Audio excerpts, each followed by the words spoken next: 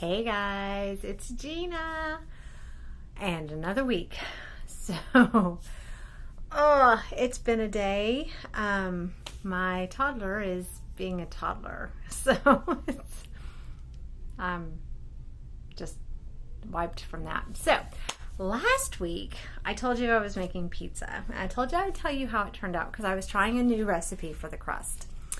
And I will link below the recipe that I tried. I did have to make some changes to the recipe because it calls for whole wheat flour and I can't have wheat due to an allergy. So I was changing it with a flour that always seems to change well whenever I do substitute with whole wheat. But I will just tell you, it did not work for me. Part of that was my fault. Probably more than just part of that. Because, Shakespeare's "To thine own self be true." Yeah. That's one reason why I typically don't curl my hair, because I have straight hair.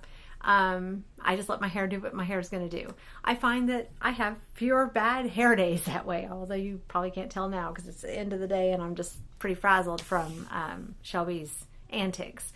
But, the thing is that this recipe called for yeast. Now, where I say "to thine own self be true," I am not a precise cook. I am I don't like that. I want a little bit more of this. Oh, it calls for a cup. I just get it kind of close. It calls for a tablespoon. I eyeball it. I am just not a precise cook. So when the yeast calls for warm water, evidently I had the water too hot because it didn't rise. But I could stick my finger in it and it didn't burn me, so I'm thinking that's warm. I mean, come on, you're going to have to tell me a degree here if you're wanting me to be that precise. But after everyone else in the household quit laughing, it was, it just dawned on me. I'm just not that precise of a cook. So since this recipe actually calls for active yeast, and I didn't do it right, I got a really flat, dense, tough crust that I didn't like on this pizza. So I'm still looking for the ideal pizza crust. I may be looking until I'm 110. I don't know. But I'm going to keep trying new things. But I wanted to just talk about how this is one reason why I love this diet typically, is because most of the time I don't have to be precise. Even when I'm making a quick bread recipe, like I think I've talked about, I've made the pumpkin, I think they call it pumpkin pound cake in the Engine 2 diet. I just call it pumpkin bread. But I'm not super precise. I'm not taking out my little measuring cup and taking a knife to go across the top. My mom's like that. I am not that way. It's like, that's close, and just dump it in. And quick breads like that usually work really well. And so, even, if you're not a really precise person, so cookies like that tend to work really well. But when you're having to be precise with the yeast or something of that nature, then that's where you have to be very precise and very, that kind of person when you cook. And I'm just not that person. So I will go ahead and link that. It came from this lady called, her channel is Plentiful Kiki. And I will tell you, though, that not all of her recipes are no oil, no salt, no sugar. Most of them are, but she does seem to use some oil, and she does seem to use some salt, and I think sugar sometimes, too. So if you are being very strict about it, like I am, you'll need to make adjustments. I have not tried very many of her recipes, but I have not had a ton of them that have been really great for me, but it may be because it's things like the yeast in the pizza crust and I'm just not going to do it. So, but, try it out, because to thine own self you shall be true, because that's who I am. And trying to do something different you know what? That stresses me out. If I try to go against my nature, it causes stress. It causes unhappiness. It causes more work for me to do. And so I really usually don't pick things that go against my nature to try. But occasionally I'm like, yeah, let's try it. Let's see. It can't be that hard, right? Unless you get the water too hot and kill the yeast. Yay. But, I just, how many times do you go against your nature trying to do something that is just not you? And then you get disappointed, or it doesn't work out the way you wanted it to, or it's not coming out as easy as it could, or it just seems like you're exhausted by the end of the day because because it took so much effort to do that. I can think of so many examples of that. Like currently, the class that I'm in is not a class I'm interested in. Not at all. Not at all. And I am procrastinating on the papers that I have to write. And so they're getting harder. And it's not that it's hard to write the paper. I understand the assignment. I understand the concept. I just could care less.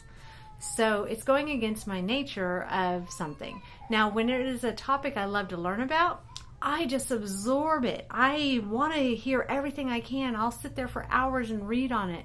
And I'm talking, I'll read books that normal people would be like, this is making me have, narcolepsy. That's the one where you fall asleep, right? Yeah. So, it's like a cure for insomnia or something. But that's who I am. So when I go with who I am and be true to myself, then I am chasing my sunset.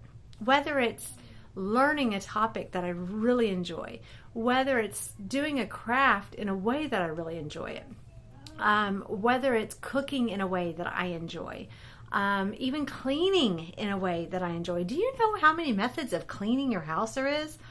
Google that. There's like the Fly Lady method, and then there's like the Swedish Death Cleanse method, and then there's like somebody else's method where you do like your sink on Tuesday, and so I don't know. I'm like, oh my gosh, I can't do that. But when I get into my zone and I do it my way, I'm not stressed. I'm happier. And I'm more productive. I get things done. So are you being true to yourself? Are you trying to fit it in the way somebody else says you should? Just like with me, I'm not telling you should eat a whole food, plant-based, no oil, no salt, no sugar diet. I'm telling you, I've had amazing effects on my body. I think it's the healthiest diet out there. But if it's not something that you can do, then it's not going to bring you happiness. So maybe you do something else until you get that as a pattern. And then you do a little bit more until you get that as a pattern. And then when it becomes, second nature, then you can do this. If I had tried to do this diet 30 years ago, I don't know if I could have, honestly. Now, only because I came from the standard American diet. Everything was so foreign. But like with my daughter, she's going to be raised being exposed to this. Now, I'm not forcing this kind of diet on her. She'll be able to eat what she wants to eat and make those choices. I do make sure she gets a lot of vegetables. She gets a lot of vegetables and fruits for the vitamins and nutrients. But I allow the other stuff in. I don't give her sugar, though, because she's already hyper enough. Could you imagine that child on sugar or caffeine? Oy. I'm glad. So she doesn't get sugar, but she gets natural fruits. So she gets that kind of sugar, just not table white sugar. But anyway, but she is going to be, because she's exposed to it her whole life, if she does decide when she's in her 20s or whatever that she wants to follow that, it's not going to be a hard thing, because it's like she's already learned the language. She just has to apply the language. So, to thine own self be true. Don't try to make a pizza crust with yeast if you're not a precise cook and you're going to use too hot of water, because it just doesn't work that way for you. And the flavor of the crust wasn't bad. I did put more garlic in it because I felt like it was going to be bland, but it also called for salt, and I didn't put any kind of sodium in it whatsoever. A lot of times I'll put miso or Bragg's or something, but with it being a bread, I was afraid that would mess it up. So I didn't do any of that. And maybe that's what messed it up. I don't know.